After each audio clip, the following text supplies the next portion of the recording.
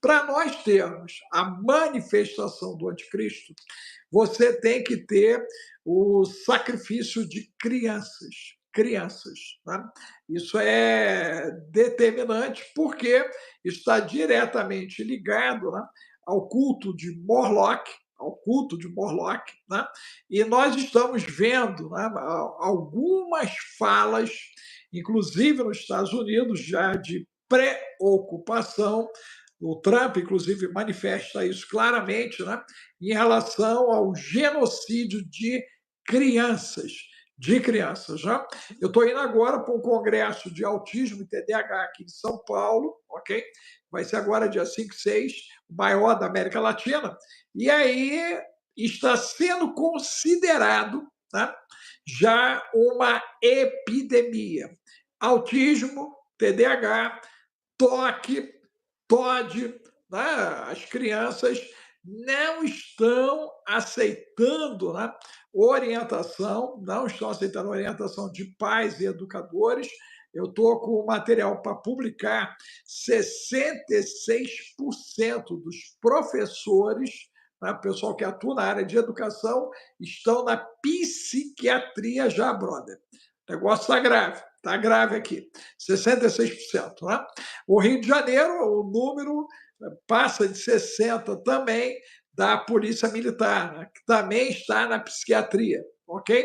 E a pergunta para você: esse processo de transtorno mental, esse processo das crianças ir a óbito do jeito que já está acontecendo, pode vir a piorar para esse contexto dos comedores inúteis. Dois.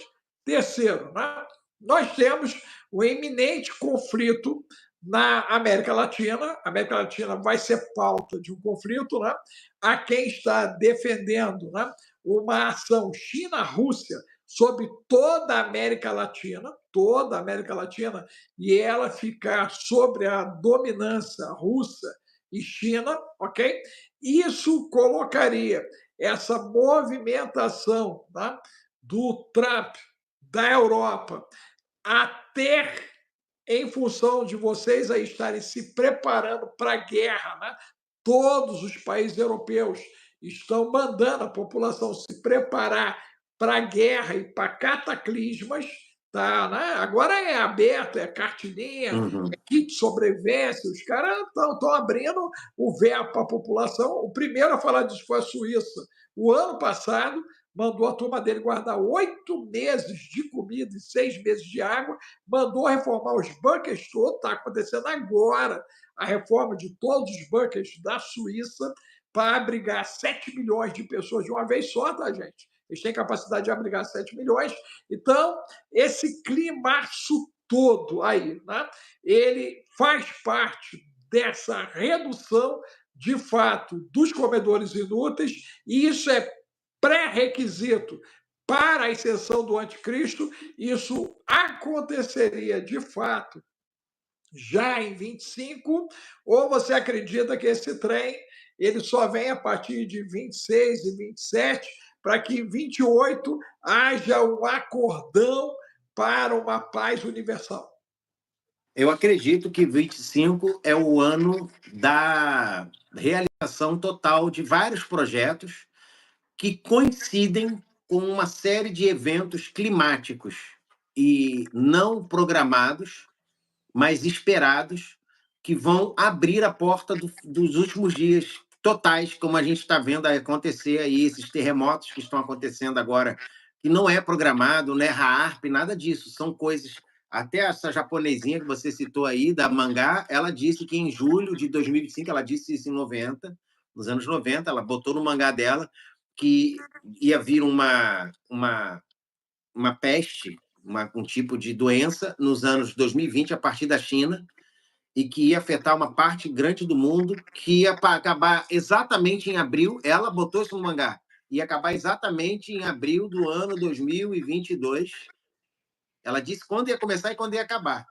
E depois ela disse que em julho de 2025 haveria um terremoto com um encontro de 2 dragões, que são 2 placas que tem lá perto do mar do Japão, e que desde que esse encontro dessas placas vai causar um dos maiores terremotos da história daquela região e provocar tsunami, vai atingir toda a Ásia. Vai pegar do Japão, vai engolir o Japão, vai pegar ali China, vários lugares ali em torno, através desse terremoto que acontecerá, segundo a previsão dela, que era só o mangá, em julho de 2025, ou seja, O daqui a governo, o 3 governo meses. japonês comprou a ideia dela, cara, porque eu li a matéria hoje, falando sobre isso já, falando de um terremoto de magnitude 8,9 que pode levar a óbito 300 mil pessoas de uma vez.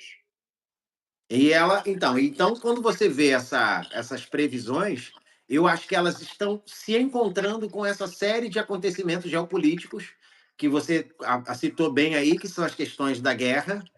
A guerra está muito forte, esse tema de guerra aqui na Europa.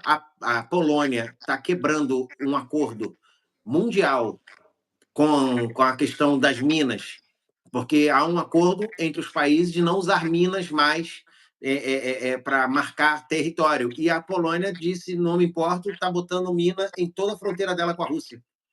Ela está minando, e tem vídeos disso, elas botando minas lá, e ele falou: nós não estamos nem aí para o acordo, nós vamos minar essa terra, a terra toda, aqui por terra a Rússia não entra. Então, assim, isso está acontecendo agora. A Alemanha está investindo, está fazendo abertura e alistamento de novo agora de soldados, porque o exército está muito defasado em termos de número. Os países nórdicos são os países que querem botar quente para dentro da Rússia mesmo e não estão nem aí, porque são os que estão mais vulneráveis por causa da proximidade com a Rússia. Os países do centro europeu, França, ali, Bruxelas, aquela região ali, está todo mundo agora, né, se preparando para a guerra, porque não acreditam que vai durar muito tempo sem uma guerra realmente estourar aqui. E eles não estão a favor da Ucrânia sair e literalmente estão usando a Ucrânia como escudo. Assim, é a leitura, né, que é feita, mas não é uma questão de Não, usar a Ucrânia como escudo, mas estão dispostos a pagar para que a Ucrânia continue lutando. Ela virou um boi de piranha, né? Um boi de piranha. Mas só que agora o que acontece? A equipe do Trump está tentando refazer a eleição ucraniana. Está falando em que a Ucrânia precisa de eleição. Só que eles estão em guerra, não tem eleição. Só que, segundo o Trump, o Zelensky é um governante ilegítimo. Ilegítimo, porque já era para ter tido a eleição.